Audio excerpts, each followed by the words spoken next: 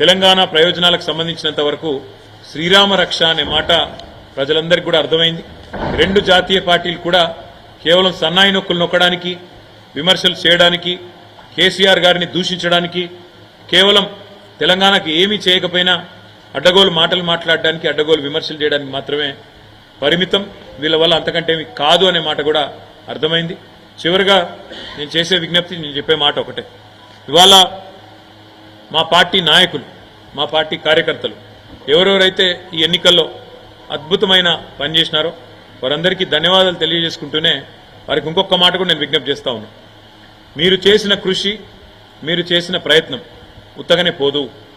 Parliament ఎన్నికల్లో మంచి ఫలితాలతో పాటు, మంచి ఓట్లతో పాటు, సీట్లతో పాటు రేపు తొందరలోనే జరగబోయే స్థానిక సంస్థల ఎన్నికలకు కూడా మీరు చేసిన పని, మీరు పెట్టిన ఎఫర్టు ఇదొక పునాది కాబోతా ఉన్నది.